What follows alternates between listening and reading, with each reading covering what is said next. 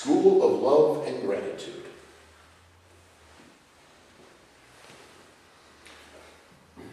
Have you ever looked at a semi-precious stone in the raw state? I work as a lapidary. They're nothing to write home about, usually fairly dull, nothing impressive.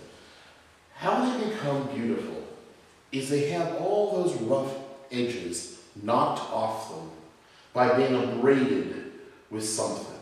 Usually something as hard as itself, not harder. Okay? And that's how we get all that rough stuff off it to see the beauty within. In some ways, this is marriage. We're tumbling on each other. You know, it's a constant, and sometimes we're really, really getting on each other's nerves. Well, that's not a good thing. But it may not be a bad thing either. Because through that, we learn patience. We learn endurance. We learn gratitude. We learn the ability to look at the other person and say, sometimes you really tick me off, but I love you. And love is not an emotion, it's an action. That you decide every morning when you get up, yep, I love her and I'm going to do it anyway. And that's the tough part. Too often in our culture, we view love as an emotion. Oh, I'm in love with him. I love strawberries. I love this, that, and no. Bad word. What we're looking at is a conscious decision that no matter how irritating that person is, that they snore one more time, that pillow will be right over their face. Which, by the way, I think was my wife's reaction to me last night, by the way. Because halfway through the night, she went to someplace else. She's like, this is not going to work. I either leave or kill you. So, And thanks to God, I'm still here. So, she made the decision that I appreciate. Thank you. But it's the learning to love and tolerate. Learning to love even when the person's not lovable. And that happens. We all go through those stages, but for whatever reason, and sometimes, you find yourself in it, and you have to say, why am I acting like such a jerk? And why can't I stop it? I know I'm doing it, but it just seems to keep on coming out of my mouth. Why does this happen? It's when the other party says, okay, I'm going to love you anyway, no matter what jerk you are. And hopefully, when the other party goes through it, gratitude.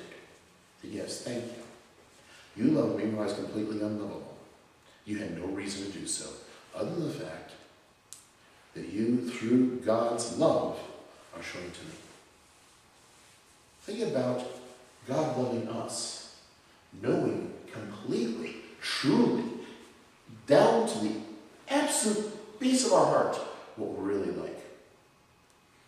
And he still died on a cross for us.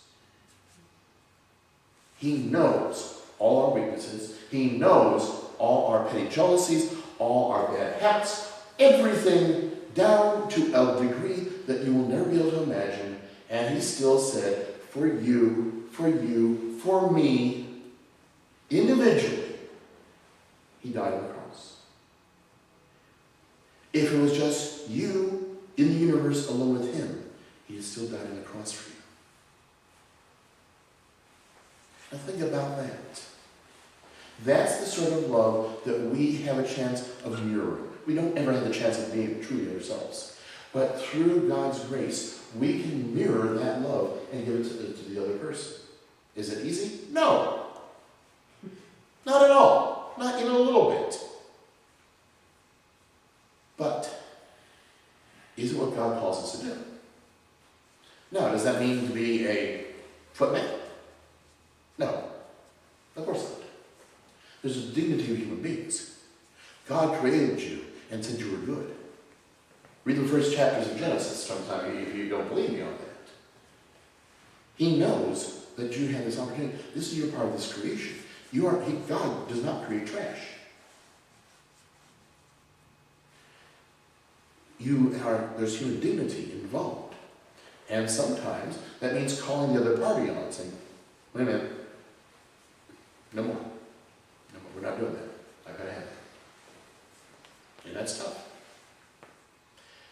But through this, we get an opportunity to get a glimpse, a hint of what God has waiting for us in heaven.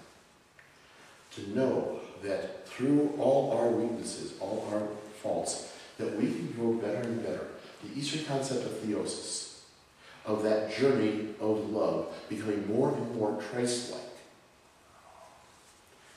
That is an opportunity that we have, and we're given that opportunity in a degree that is truly amazing, because we get to do it with a partner. Your goal as a married person is to get your spouse to heaven, to help them out, to be their helpmate. And that's on both sides. You have to do 100%. 50-50 will never work. Okay? And any of you have been married for more than, 2 or 3 weeks will quite quickly pick up on that one. That numbers don't work, it never will. Okay? You have to do 100%. And that's tough.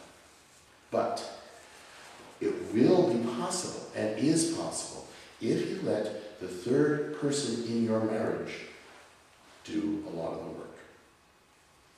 Give it to Christ. And make sure that you're working together with that. It'll make it for a much stronger union. It'll make for a stronger marriage, stronger family, and a stronger church.